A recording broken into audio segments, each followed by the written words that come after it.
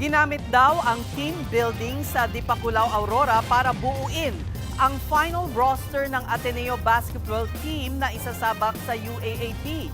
Doon daw sinubok ang limitasyon ng mga manlalaro. Pero ayon sa PNP-CIDG, imbes na team building, nakitaan niya ng mga elemento ng hazing sa pamumuno ni Coach Tab Baldwin.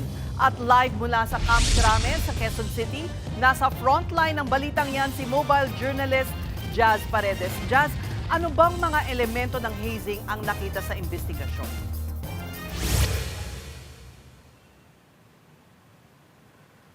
Says nakaranas hindi lang physical, kundi psychological na pagpapahirap ang dalawang student athletes na sina Rene Baterbonia at Divine Adili.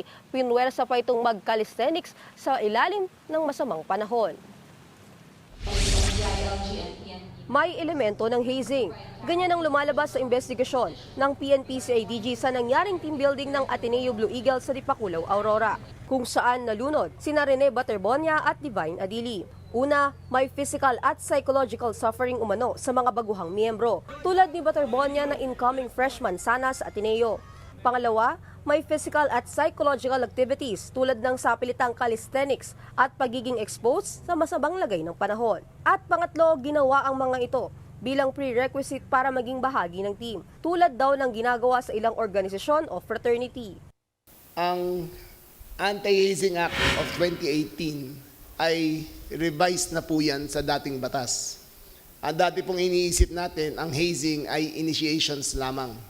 Ngunit dito, ang team building at training ay nag-crossover papunta sa hazing. Ayon pa nga kay Interior Secretary John Vic Remulla, hindi basketball-related ang mga aktibidad sa nangyaring team building. We have over 620 pages of testimony, all which corroborate to the fact that they were subjected to extreme weather and extreme conditions which resulted in death. Dagdag pa ni Remulla, nagpatibay rin sa irerekomendang reklamo ay ang inconsistent na testimonya ng nagbitiw na coach na si Tab Baldwin. Nung tinanong namin si Tab Baldwin kung may nangyari ng ganito dati na muntik malunod, sabi niya wala. However, his former players testified that they nearly drowned. Sa salaysay raw ng isang dating player na si Norman Aaron Black, muntika nang malunod ang mga kapwa niya manlalaro na sina G-Boy Babylonia at Ike Chibueze noong 2016 dahil sa panic. Sinagip lamang daw ito ng isa sa mga coach. Pinigyang diin pa ni Remulla na may 5 miyembrong nagsabing hindi sila marunong lumangoy nang mangyari ang team building. Nung nalaman niya na hindi marunong lumangoy, binigyan niya ng information kung paano mag-handle ng rip currents.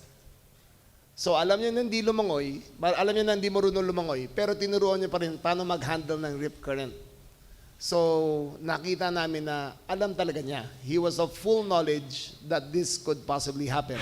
Lumalabas din sa investigasyon na ang team building ay requirement para maging miyembro ng Ateneo basketball team. Nagkaroon din daw ng team building para mabuo ang 17 isasali sa final roster para sa University Athletic Association of the Philippines o UAAP.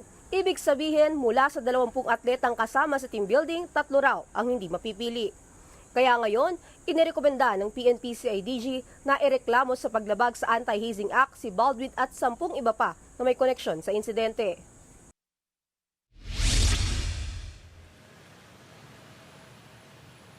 Kabilang dyan ang kasamahang coach, student managers, physical therapists at ball boys na kasamang nagplanon at nagkasa ng team building. Formal nang naghain ng referral at o rekomendasyon ang PNP-CIDG sa Department of Justice. Kinumpirma naman ng Department of Justice na natanggap na nila ito.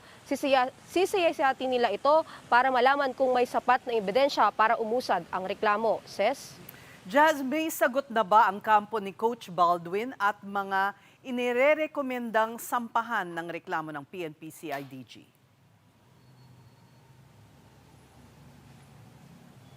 Ses, sa ngayon ay wala pa tayong natatanggap na sagot mula dito sa 11 individual, kabilang na si dating head coach Tab Baldwin, kaugnay ng rekomendasyon na sila ay makasuhan sa violation ng Anti-Hazing Act. At ngunit kaugnay niyan ay naglabas na rin ng statement ang Ateneo de Manila University na sila ay nirerespeto ang rekomendasyon ng CADG at sinasabi nilang sila ay makikipag-cooperate sa naging rekomendasyon ng CADG. Ses?